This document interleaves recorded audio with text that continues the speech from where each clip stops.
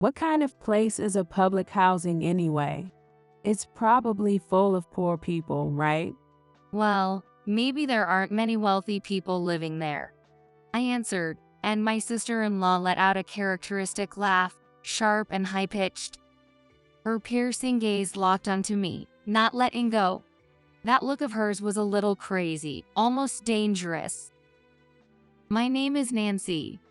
I'm a 24-year-old office worker. I have a fiance who is 12 years older than me. He's a regular, stable company employee named Richard. We met 2 years ago when I was a senior in college. I remember him clearly because he came into the cafe I was working at, carrying a bunch of large shopping bags like he'd just finished running errands. Since I was working part-time to make ends meet, cutting back on leisure, he quickly became familiar with my face too. We exchanged a few words here and there, and as graduation approached, he invited me out to dinner. To be honest, plenty of customers had done the same. But in his case, he came across as very serious, which left a good impression, so I accepted his invitation. I want you to think about marriage. I'm not saying this because I'm older than you and rushing into it. I want to marry you. At our first meal together, he proposed right away. I was so caught off guard I couldn't even respond, but he just smiled warmly and said, I'm sorry to spring this on you, but for me, dating you makes me think about marriage. I'm not unsure or hesitant. I fully intend to accept you as you are. That's all.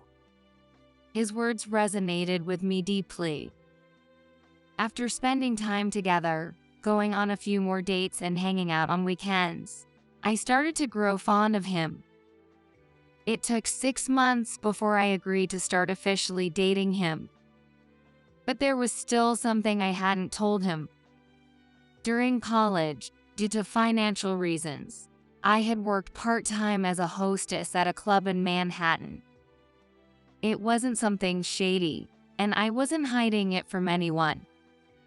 But I hadn't mentioned it because I knew how much he disliked the nightlife industry, and I just couldn't bring myself to say it. Since he said he saw marriage in our future, I decided to come clean about my past work experience. No way. One day, we met up for a date, and to my surprise, he brought his mom along.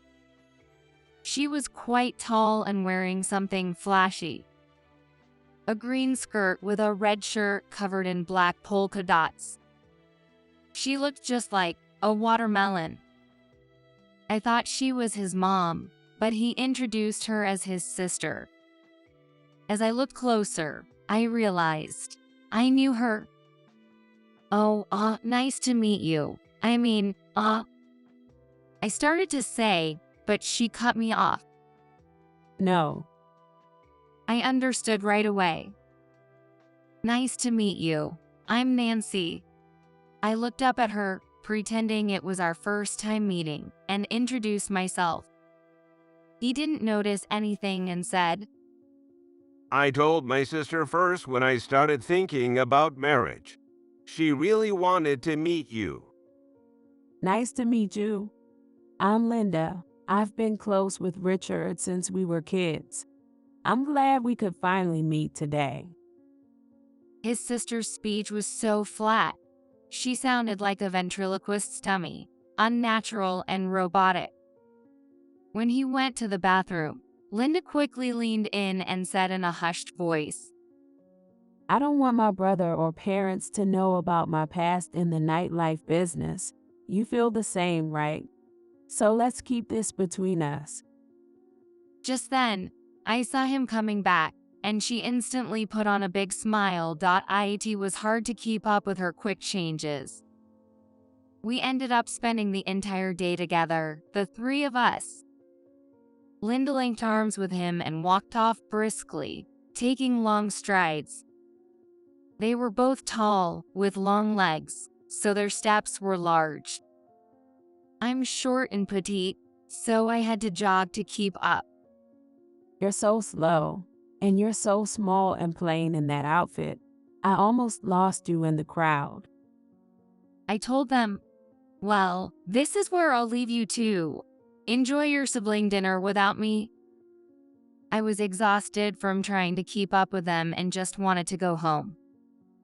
Plus, with Linda around, I couldn't bring up my hostess job in Manhattan, something she had said she'd keep secret. I decided I'd talk to him about it another time. He seemed a little disappointed when I said I was leaving, but Linda firmly grabbed his arm and waved goodbye with a wide grin. On the train ride home, I couldn't stop thinking about Linda, my sister-in-law-to-be, who I had once worked with at the same club. Linda. Tall, flashy, and always wearing low-cut outfits. I remembered her as a loud and attention-grabbing person. I never expected she'd end up becoming my sister-in-law. It was a bad twist of fate because I knew how mean she could be. About 2 years ago, while working at the club in Manhattan, I came in one day to find the dress the club had given me ripped to shreds. Shocked, I showed it to the madam of the club, but she just handed me a new dress, saying it wasn't uncommon. I had no choice but to wear the replacement, which was a revealing dress with a plunging neckline and open back. A dress that looked almost identical to what Linda was wearing that night. The customers found it hilarious and kept comparing us, saying we were opposites. But the thing that made Linda the most upset was when one of the customers joked that I looked like her daughter and she was my mom. Linda got so worked up over that comment, and after the club closed, she tried to grab me while drunk. Just before things got out of hand, the madam stepped in and stopped her. But what shocked me was what I found out later. It turned out Linda was the one who had slashed my dress. She had tried to mess with me, but it ended up backfiring on her. And she held a grudge against me for it, blaming my presence at the club for her misfortune. After that, I did my best to avoid any contact with her. But the stress of always having to be on guard against her and her nastiness wore me down. Eventually, I quit my hostess job in Manhattan and switched to working at the cafe. And now Linda was going to be my sister-in-law. What's more, she and Richard seemed really close. That night, Richard called me. Sorry about bringing my sister along all of a sudden today. I wanted to make sure you got home safe, so I'm calling. I made it back just fine. Sorry I didn't text you. I didn't want to intrude on your sibling time. Speaking of that, Nancy, did you want to tell me something today? Yeah? I was touched by how well he understood me, even without me saying much. So I decided to tell him over the phone about my past job in the nightlife business. I kept quiet about Linda, though. I see. Wow, that's surprising. But you're not doing that kind of work anymore, right? I reassured him that I'd quit, and he seemed relieved. Then I heard someone talking in the background on his end. Linda won't take no for an answer. She insists on staying the night. I was about to ask him not to mention my hostess job to her. Okay, I'll talk to you later. He hung up suddenly, and I was left feeling a little uneasy. Not long after that, as I was leaving work, I was stopped by a familiar tall woman. It was Linda. Honestly, I'd been expecting her. She approached me slowly as I turned around. Let's have a chat. She grabbed my arm and dragged me to a nearby bar. Linda gave me a hard shove from behind, and I stumbled into the restaurant. I ended up almost falling into the arms of a passing waiter. Hey, What's with you? Aren't you getting married? And here you are draping yourself all over another guy. I quickly apologized to the waiter and stepped away from him. The waiter mentioned they were full, but he led us to some seats at the counter. So, you told Richard about my job in the nightlife business, didn't you? No, I only told him about myself. I didn't say anything about you. Don't lie. After he hung up with you, Richard was acting weird. Usually he'd sleep with me, but last night he refused and seemed mad. Sleep together. I mentally jotted down her shocking comment in my mind. I didn't say anything. Suddenly, Linda started talking about her time as a hostess in Manhattan. You knew all along, didn't you? About me, the owner, and Morris. Then the madam got involved, and Mindy got mad and started crying to stop it. Andy punched me in the face, and Julia helped me out, but in the end, I was the only one forced to quit. There were so many people involved that I couldn't keep track and nervously asked Linda, could you explain that again? Apparently, she had been dating both the owner and a customer, Morris, which led to a huge mess. It was like a dramatic soap opera, full of tangled emotions and jealousy, straight out of a soap opera. This is all new to me, but, have you already broken up with both of them? Not really. Neither of them will let me go. The owner won't let me into the club when I show up, so I dumped trash in front of the entrance the other day. I call Morris several times a day, but when he answers, I can't say anything, so I just hang up. I didn't know how to respond to her story and decided to give up. I felt like I'd just heard something I was never supposed to hear. Before I knew it, Linda was drinking heavily and soon became so drunk she couldn't stand. I'll call Richard to come pick you up. Just as I tried to call, Linda grabbed my phone and threw it across the room. With no other choice, I got the waiter to help me put her in a cab and headed to the address she gave me. When we arrived, it was just a regular apartment building, but inside, I discovered yet another shocking secret. When we reached her place, the stench hit me. It was a hoarder's nightmare. Suddenly snapping out of her drunken stupor, Linda waved us away.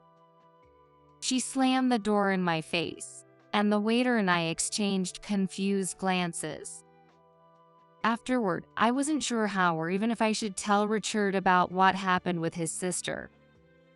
As I debated, the day of his visit to meet my family for the first time drew closer. Linda insists on coming along. She says she's taking the place of our parents. I couldn't say no, so I agreed to let her come. Excuse me, but didn't you have a hard time raising Nancy? Linda suddenly asked my mother during the visit. Yes, after my husband passed away, we discovered he had debts, and we lost our home. My children also had to face financial struggles. But why do you ask? Linda gave a cruel smile and said, Well, I don't mean to be rude, but this tiny apartment, these cheap-looking furniture pieces that seem like they cost a few bucks, and the dollar shop cups, it's just obvious you don't have much money, isn't it? Especially if this is all you could manage to host your daughter's future husband.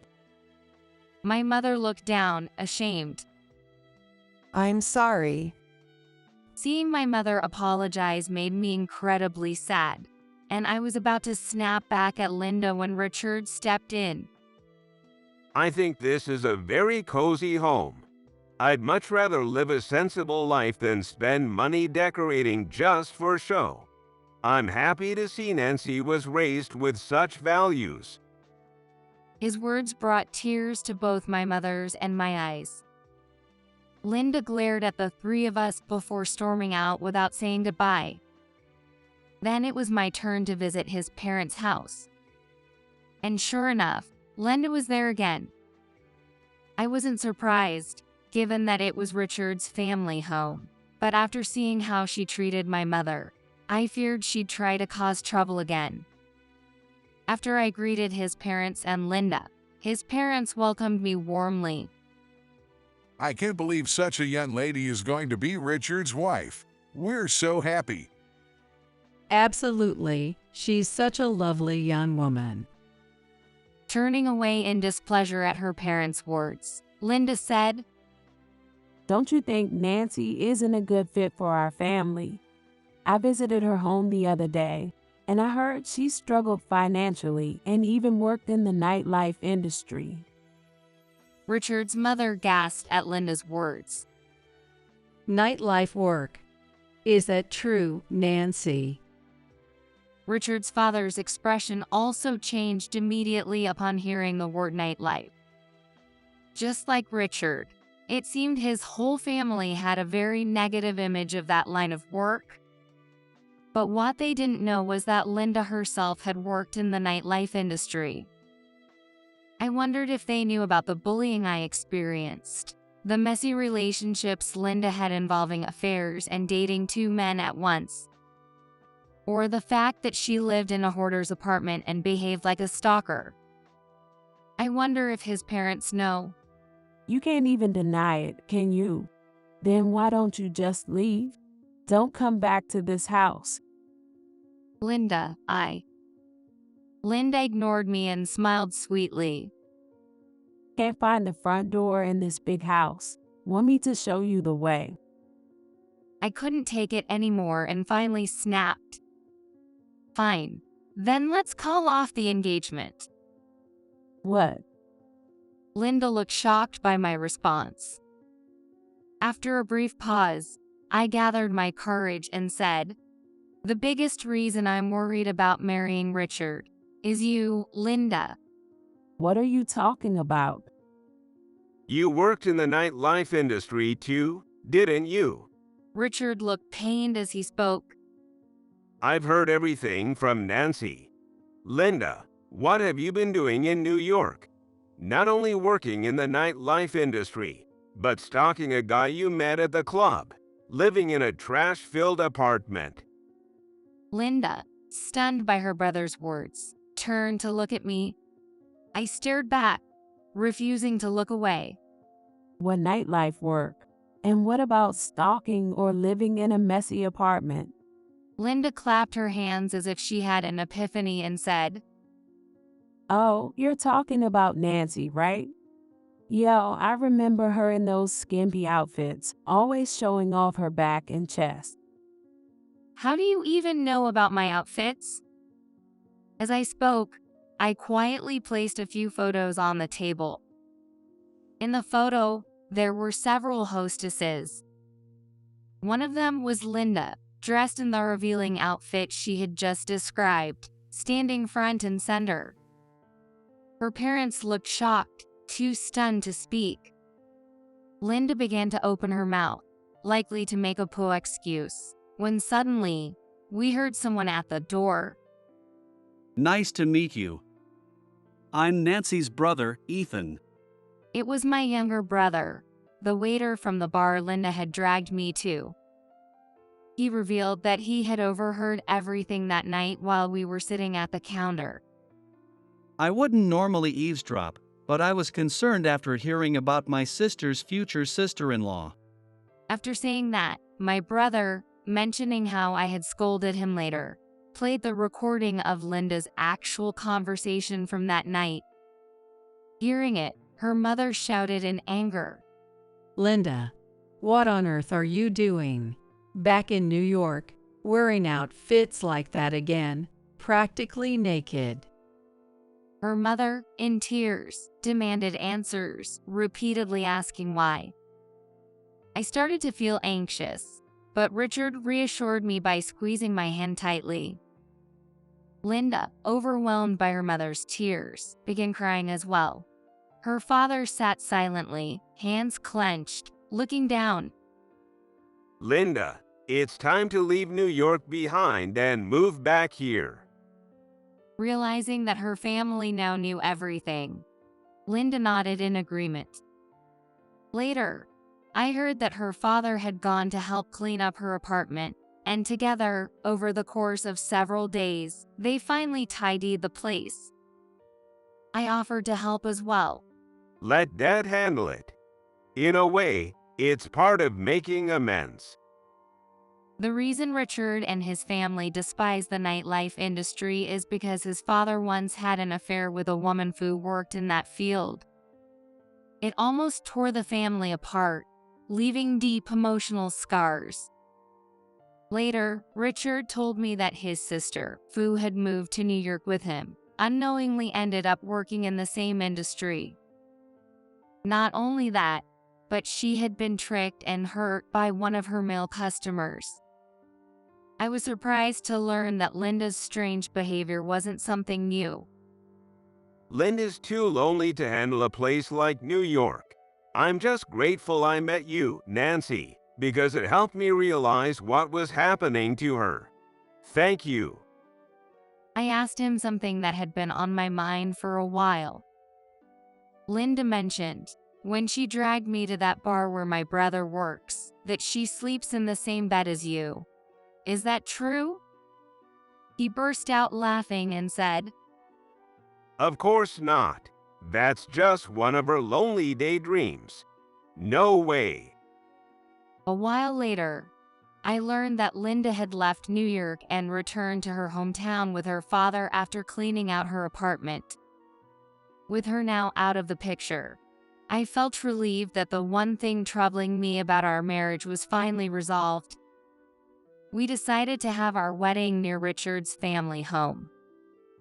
I'm really looking forward to seeing the joy on everyone's faces on our big day.